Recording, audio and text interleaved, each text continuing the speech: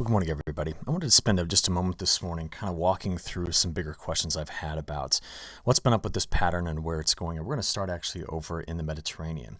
So you've, I'm sure, seen in the news just the devastating floods that have hit Libya. And what we have setting up across the Mediterranean is what we call a Medicane. That's just a term given to these tight circulations that often form across the Mediterranean. They're born on both wind shear and the baroclinicity. That's the change in temperature and pressure as you go from land to the Mediterranean Sea.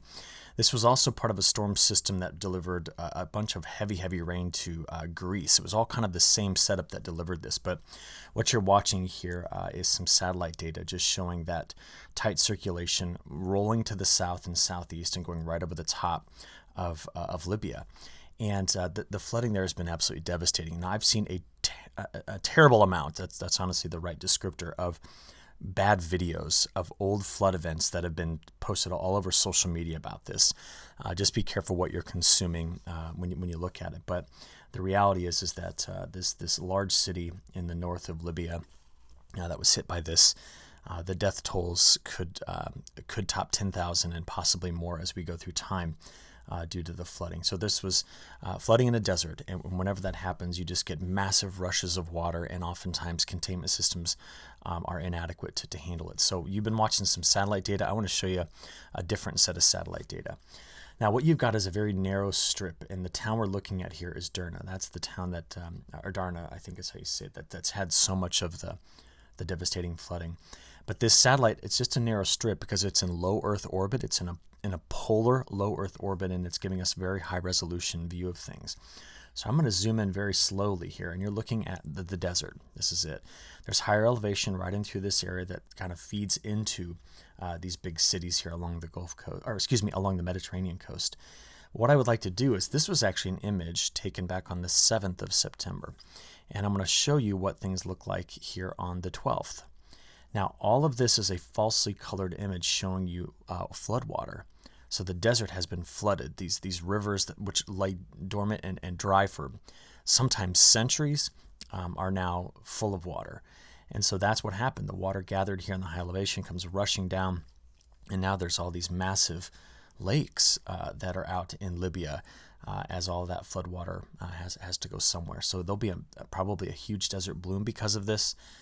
But the devastation here is just it's just incredible. So I wanted to just give a quick explainer of what was going on there. Another question I've had a lot about is what's going on with this hurricane season. So we have had, we're up to letter M, right, with Margot. We have another system that's out there that could be our N-name system. It's called 97L that's forming. I'll show you that in a few seconds. But I made such a big deal all season long about how the ocean temperatures in the Gulf were, I mean, in the 90s at times. And we've had Harold, we had Aline, which was early in the season, and then we had Idalia, which went right in through here. And if you'd asked me at the beginning of the season, in fact, I made this statement. I thought we'd just see a lot of development here. I thought there was good evidence that we would see a lot of tropical cyclone development in this region. We just haven't. And so just, start digging. Has the wind shear been too high? No. It's not. It's been below average in this area. I started, finding just the other two sources. We haven't had a lot of triggers, nothing to really kick off the convection in this area.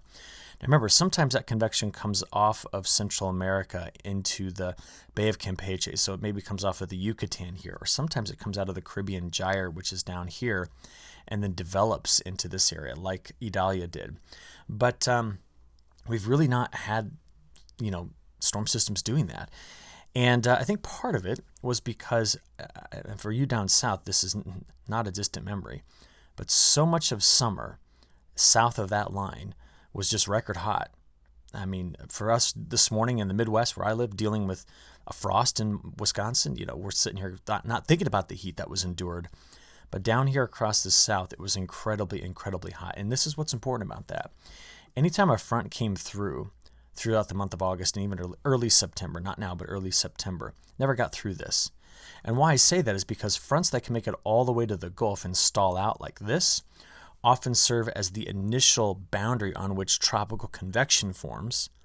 And then that tropical convection becomes, the beginnings of a tropical depression or hurricane, and we can grow them here in the Gulf. We just didn't have that. The other problem was this. Now, a bigger map looking elsewhere around the world, but I went back to August 1st up until September 10th, and I looked at what's called velocity potential. Now, this is, again, I've said this a million times, but it's the way we watch the atmosphere breathe, okay? So wherever you see the red colors, that would be positive velocity potentials, and that means air is sinking. Wherever you have the cooler colors, that's where air is rising, or negative velocity potential. So generally speaking, this is all a part of El Nino. It's all a part of the Indian Ocean dipole. It's all a part of the MJO progression. These are all interconnected systems that roll across our tropics. And what we saw throughout much of August was the MJO kind of came out over here. There was a whole lot of rising motion here. And therefore, on either side, you had sinking motion. And you can see where some of that was. It was over the Caribbean. It was over the Gulf. It was over this part of the, the East Pacific. So what did we see? We had to get systems out of this in the East Pacific before they could really begin to form, right? So Hillary had to get out of it. They were not forming down here, which is a breeding ground of them. They were getting out of that area. We saw in August an early shutdown of the Indian monsoon. It only came back at the beginning of September, which is not represented here because most of August had just suppressing motion over this. Australia has had a dry August, for the most part, and a dry start to September, and they're expected to continue to deal with that as they go forward. And we've seen what this has done to kind of ruin the flow in South America for the start of the monsoon as of late. We'll come back to that in a few seconds, but I was talking about hurricanes.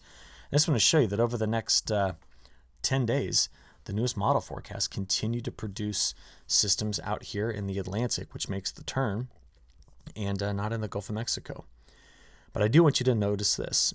The forecast tracks, the ensemble probabilities, have shifted Lee's track again in kind of a big way. Take a look at the newest data here from the National Hurricane Center. In fact, let's see if they've got an update. So 5 a.m. is their earliest update.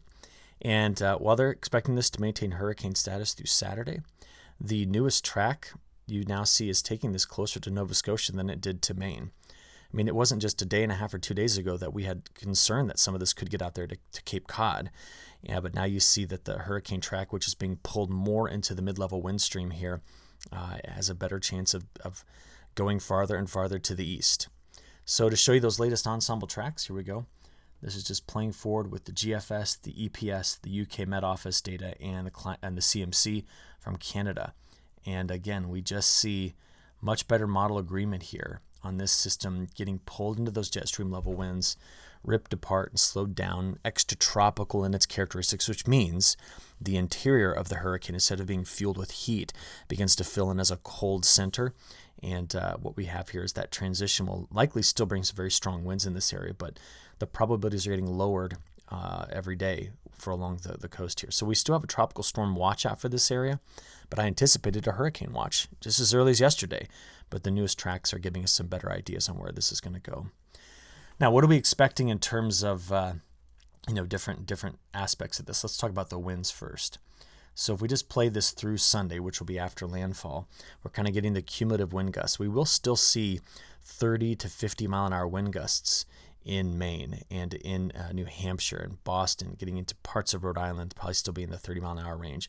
Right here to Cape Cod, Massachusetts, we'll see wind speeds that could top 60 to 70 miles an hour. But along the coast down here, most of the strongest winds are going to stay offshore.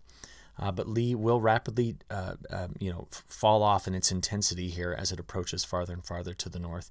But still, it's going to be a pretty rough go of it. Those ocean waves, just want to show you the latest I've got there. And we are still expecting today, getting into tomorrow, the winds are driving these waves, but just offshore, waves, 10 to 14 feet. And then as we play this into the midday on Friday and then getting into Saturday morning, it's going to be extremely large wave action out here just off the northeast into the Atlantic. So it's still packing a punch, but the latest tracks are taking it a bit further to the east. So that's kind of my second question that I wanted to ask. My third question is about this. We have watched since mid-August certain pockets of the country just develop and maintain exceptional drought. We'll get into a drought monitor in about an hour after I record this, and I'll show it to you tomorrow. But this map goes from August 13 to September 13. And notice in parts of South Dakota, Iowa, Minnesota, and surrounding areas, okay, it's not just to say this is the only spot, but this area here has had near record dryness. So this is, a critical time period for soybeans and corn, which is a lot of the crop mix that's in here that has not had the moisture it needed to finish well.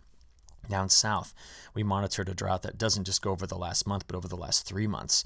Southern Mississippi and Louisiana and Texas, parts of Oklahoma, southern parts of Arkansas. This whole area had been exceptionally dry up until some recent rains tried to get into this area. Last week, it was all along the Mississippi Valley.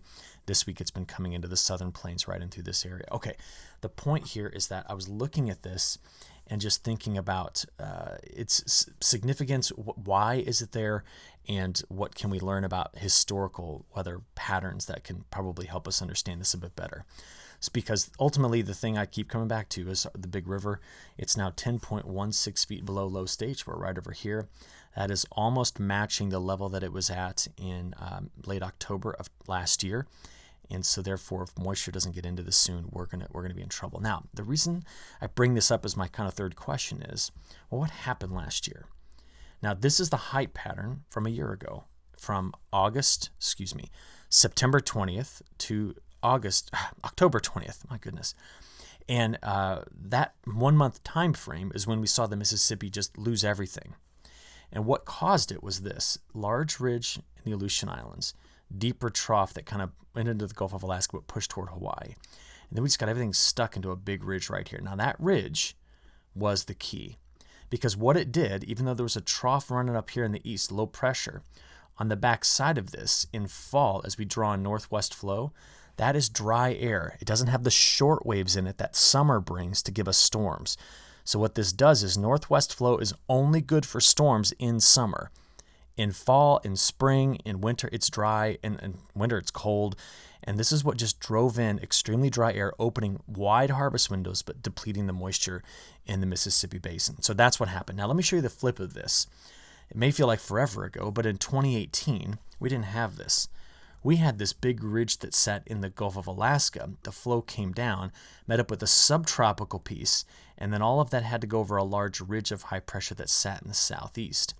Now, that particular one is what made the southeast hot and dry, and it protected the southeast from big hurricanes for a while. But this drove the flow over it. And now what happens is, look, see that high? High pressure cells always rotate clockwise. So this opened up the Gulf, dumped in the moisture. The jet stream came right over the top of it, initiating lift, and we couldn't stop the moisture from this particular area. It was flooding. It was incredibly heavy rain. Harvest windows shut down. Beans lodged. The corn was terrible at the end because of that. Now, we still had a huge crop nationally, but this ruined the harvest. So you see, it's all about ridge placement. It's all about the ridge placement. So here's what we got now. This is the jet stream level pattern today. So this is the trough we watched trying to sweep through and grab Lee. Whoa, sorry, went too fast there. Trying to grab Lee. It misses, but it's the second one that comes through and helps to influence Lee's eventual path.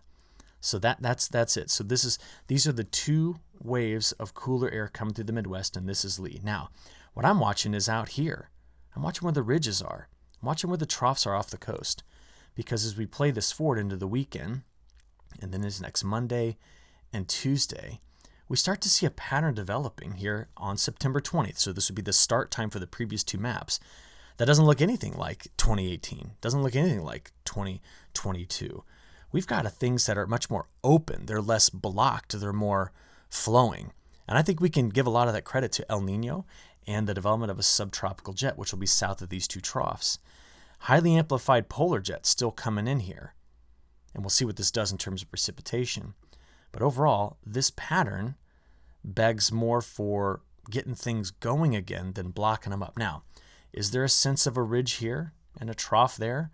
And does that have some resemblance to 2018? Maybe. But remember, the ridge in 18 was here, not up here in the Hudson Bay.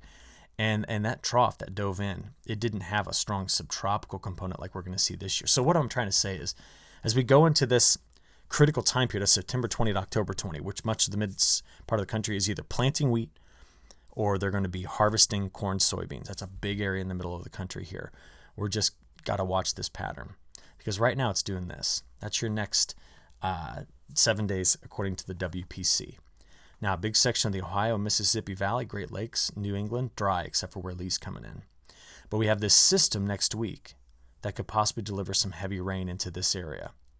It's going to possibly produce some snow in the Rocky Mountains. It's got some cold air in it. And we can see the stalled out frontal boundary here that's still continuing to give us the rain into Texas, which is going a long way to help break a drought down there. Show to you, I'm going to go to the European model. Let's just use one model today. As we play this through Thursday, getting into Friday, we've watched this all week, right? So there's the lingering frontal boundary here. There's the new low that's coming out of Manitoba tomorrow. It's going to curl up into Ontario and leave a front right into there. So it all meets up in Colorado. So that front continues to dive south. This is now Saturday morning, Saturday afternoon and evening. It's going to increase the chances for showers here. Now, this isn't the event that I was talking about. But during this whole time, Lee finally makes landfall somewhere closer to Nova Scotia now, Saturday evening. It's going to move pretty quickly after that. But we still have scattered storms across parts of Texas and parts of the southeast. Now, as we go into the weekend, that low clears out, helping to push Lee. Not a whole lot left behind it, but you'll see going into Sunday and Monday, most of the country goes over drier. I mean, there's just not a whole lot going on here except for high pressure.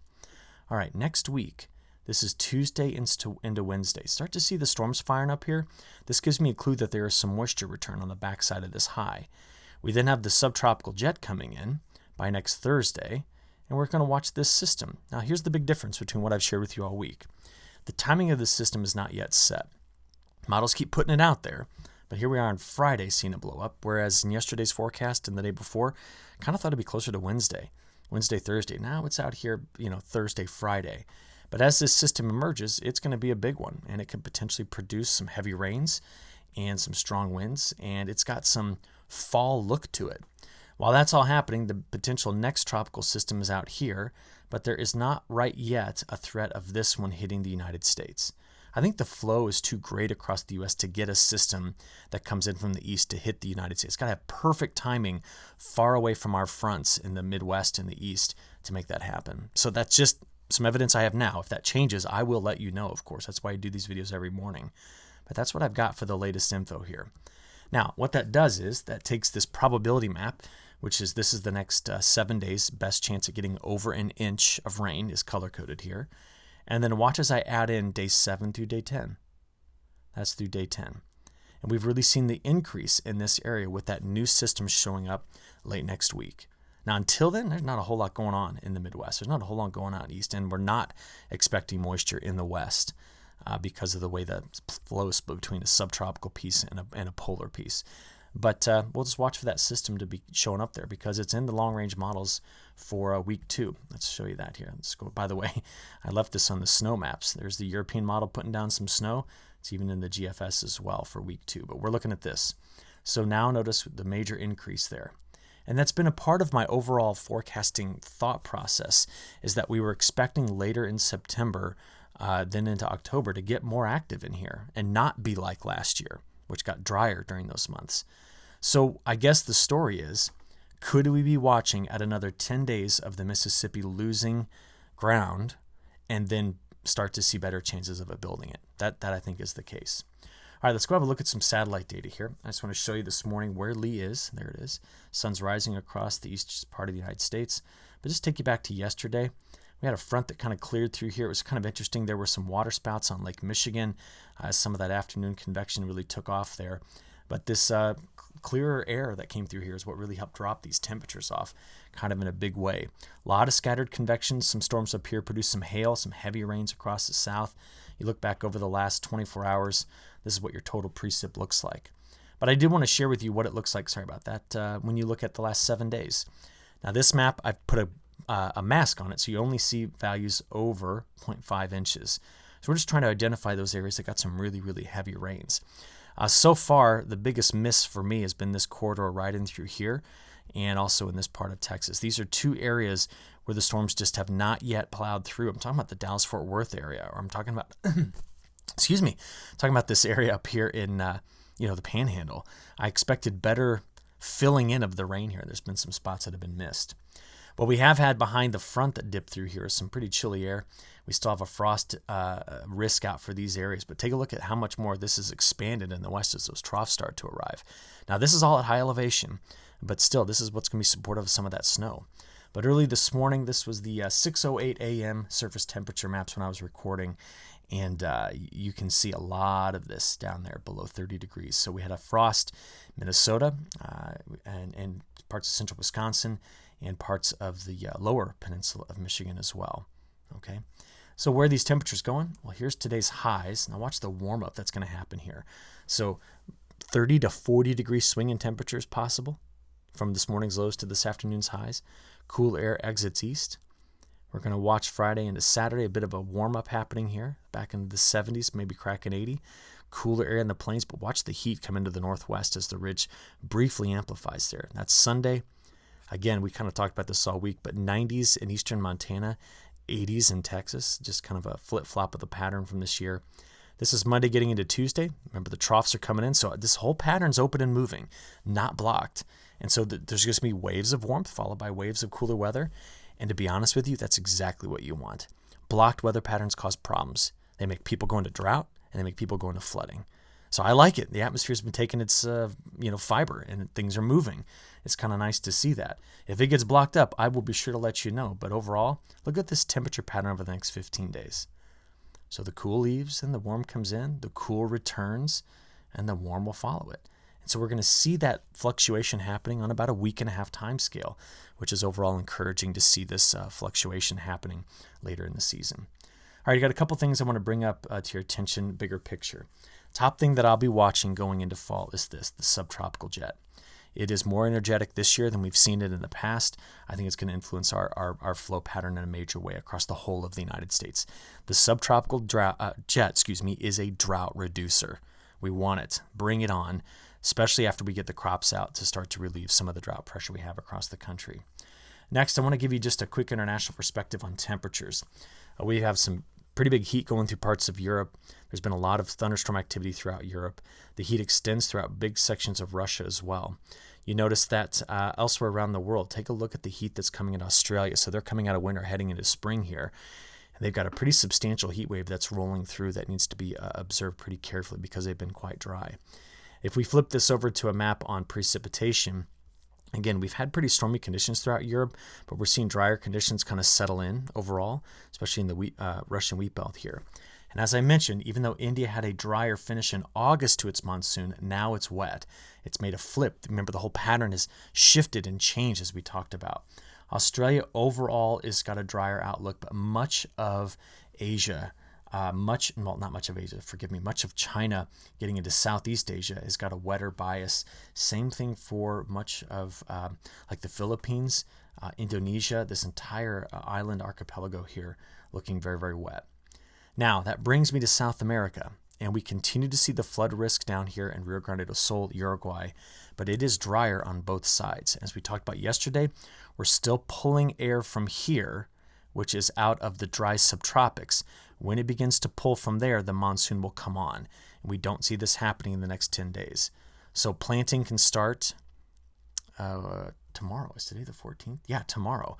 So they're going to go after it in a big way. But the problem here is that the moisture is not yet in place, which means that's going to throw the brakes on things. All right, last thing I want to share with you is just the longer range outlook. It's been a bit of a mess, but I have seen the new models out here. This is the CFS V2. This is the end of September. Notice how it's bringing in wetter conditions here. And then that first full week of September still has the wetter conditions. This is something we thought, the first full week of October. This is what we thought would be seen at that point. So the model's at least given us that. We'll have to wait and see. It's also in the European as well. So I think there's a signal there we need to keep an eye on that's more than just persistence in the models. But with that, I'll wrap it up. Appreciate your attention. We'll talk again tomorrow. Thanks.